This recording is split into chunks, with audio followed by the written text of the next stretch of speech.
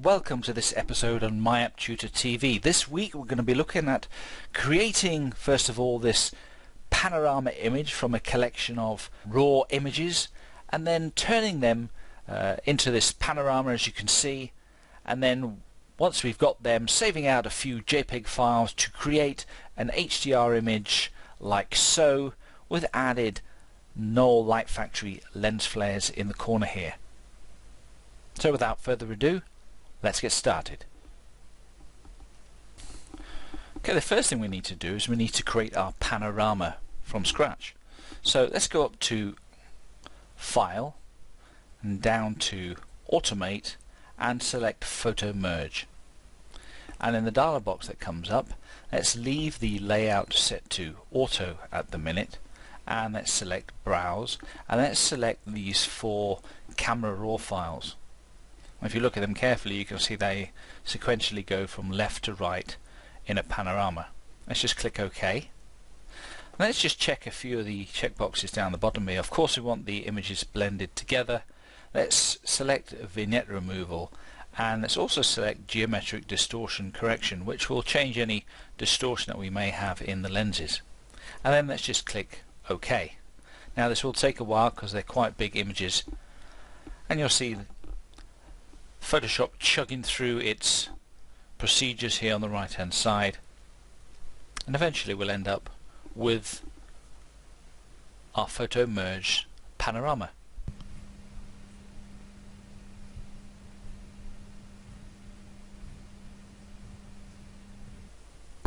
And here we are with our final image. Now, as you can see, it's blended them all together, and it's done a reasonable job of it. We have got a few anomalies in here, as you can see down the lines here, but we can fix those using the tools down here. But the first thing we need to do is we need to flatten all these images out. So let's just go up to the layers panel here, just right click and select flatten image, and it gives us a flattened panorama image. And you'll notice that once I did that, those little marks have disappeared. Now we still have got a pretty big image here. This is only at 8.51% of the panorama, so you can see it's pretty big. The next thing we need to deal with is to straighten the horizon up here. Now we could just come to the crop tool here and use the straighten tool in here and see where we get. Well, as you can see, when I drag this across, you can see that the horizon is actually bowed slightly. If I go to this point here, and from the very start of it, you can see that it dips down below, so this probably isn't the tool to use. Let's just try it here, and you'll see we get this, and we've still got the bowed effect there. So I'm just going to click cancel, and we'll go up to a different filter up here and use the adaptive wide angle filter here. Now we've got a few tools in here, and the first one that is selected by default is the constrain tool here, and then we can constrain the image by different lines. So what I'll do is I'm going to click a line here. If I drag it all the way to the side here, you can see it's slightly bowing the line because it thinks that that's the way the image is sort of bent. But all I'm going to do is, if I drag it to the middle, you see that I do follow the horizon a little bit more, and then when I select go, it straightens it out a bit, and then I can rotate it using this tool here to be horizontal on the horizon.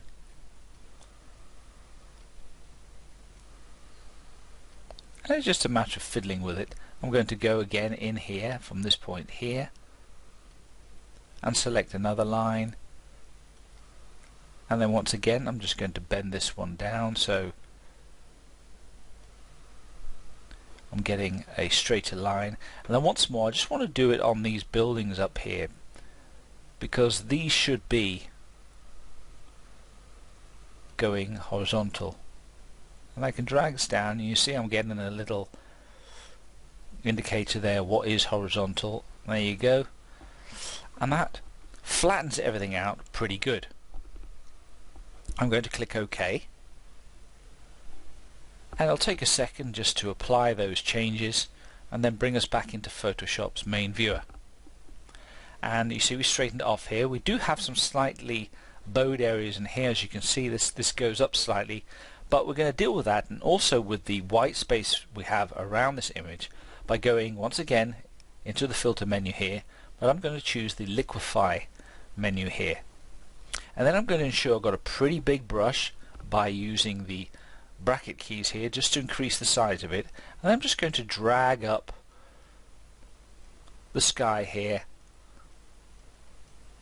I'm going to just drag it over to the left and right here to ensure that our sun stays round. Just keep dragging this up to fill up the white space in all these areas, and then once again down below here just drag these areas down, and in this corner here one last little bit like so.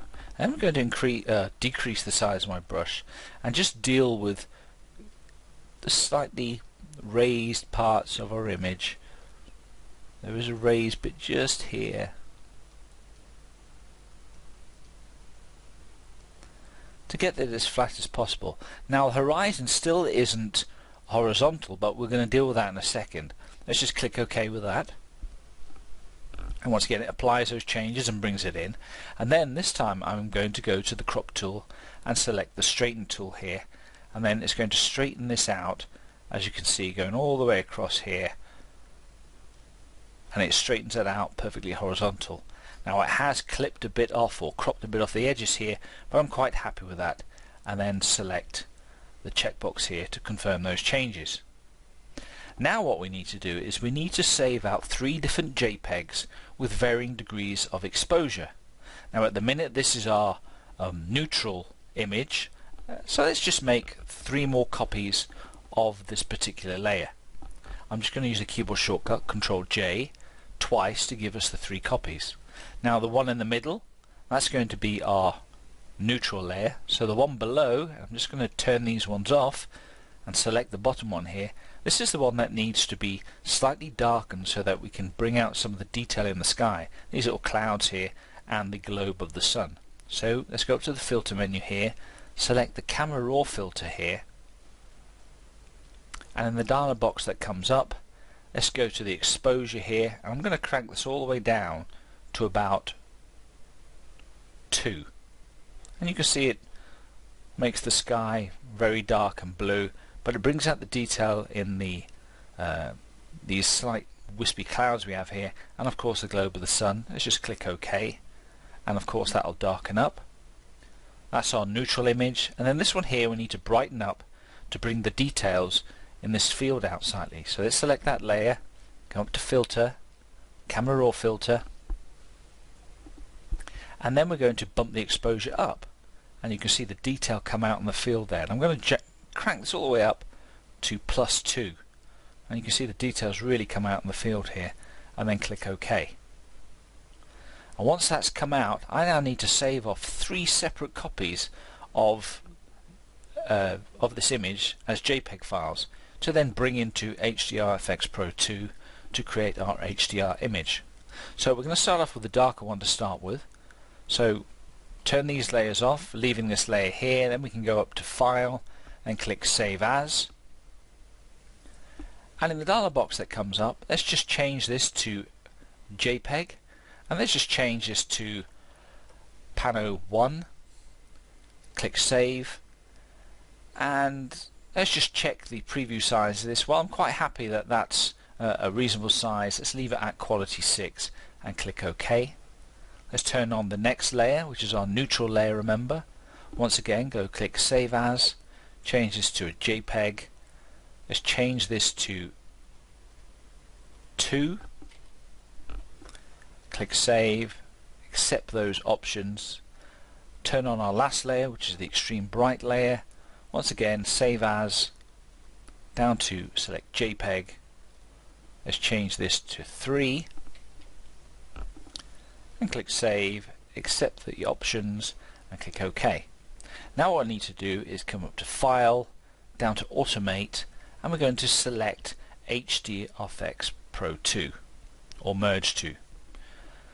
Wait a second and the dialog box comes up. Let's click Open to select those 3 images. and here they are down the bottom here. Select all three, click open, and they appear here in the left hand panel, and simply select merge dialog. Now this will take a second just to bring them in, and in the dialog box that comes in you will notice that the area is grey in here, and that's because we have all the exposure values here set to 0, so we just need to correct these. So this one here we need to set to -2, this one in here we need to set to 2, which was the exposure values that we set previously. And here the image comes out. Now if it looks a bit strange, you're not quite happy with it here, don't worry too much. When we get into the next dialog box we'll be able to change certain parameters, and simply just click create HDR, and once again it will chug through its algorithms and present us with an image like so, which is pretty reasonable to start with. I'm going to select the preset here, which I tend to use all the time, which is the Deep 1 preset. Click on that and it applies it in here, and you can see we get a pretty good effect here. Now one thing we do have is we have this very big halo effect in here, but we're going to deal with this in two separate areas. Once we're out of here we're going to apply a lens flare to it, but whilst it's in here, let's just come down to the tonality flyout here, and let's just change the highlights here and just crank them up, and you'll see we can hide a bit of that halo by just cranking up the highlights here. I'm also going to come down to the finishing tab here and select under the vignette flyout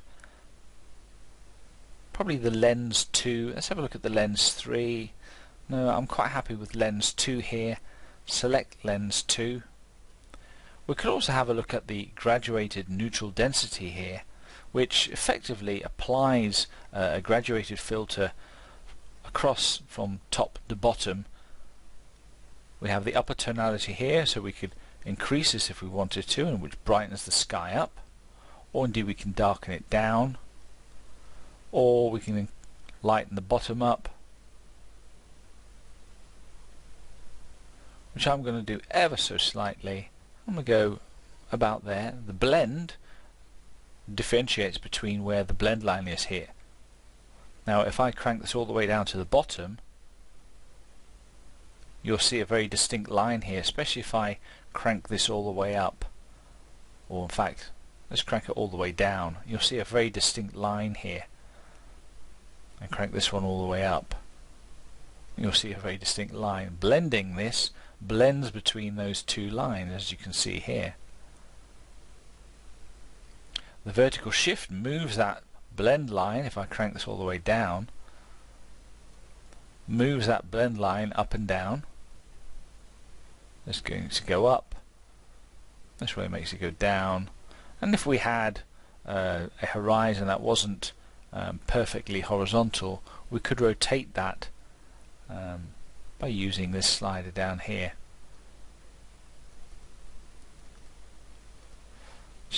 Just double clicking on it turns it to 0. I'm going to change the vertical shift here, the blend, double clicking it to bring it into the middle, and then I'm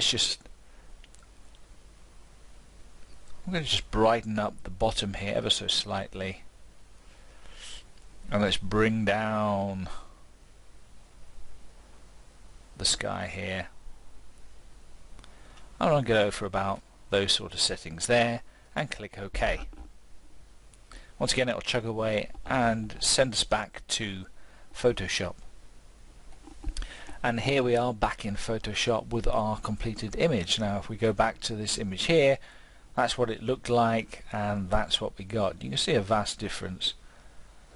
The last thing we need to do is just to bring out just a little bit more color in this area here, and I'm going to use a filter, Red Giant Software's Null Light Factory filter.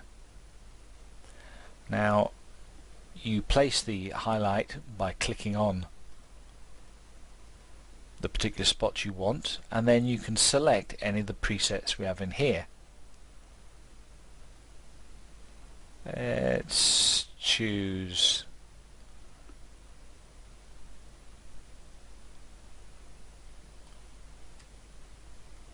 try this one here, Golden Rays.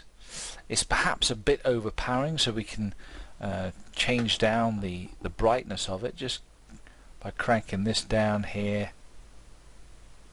In fact, maybe we could just crank it up a bit and maybe just change the scale of it to just be a little bit smaller.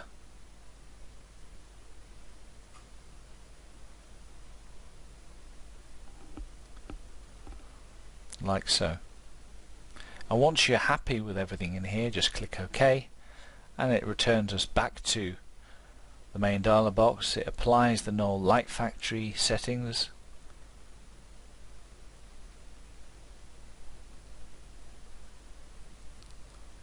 which gives us our final image. Let's just press F a couple of times on our keyboard, and let's Control 0 to zoom in to the full extent of our image.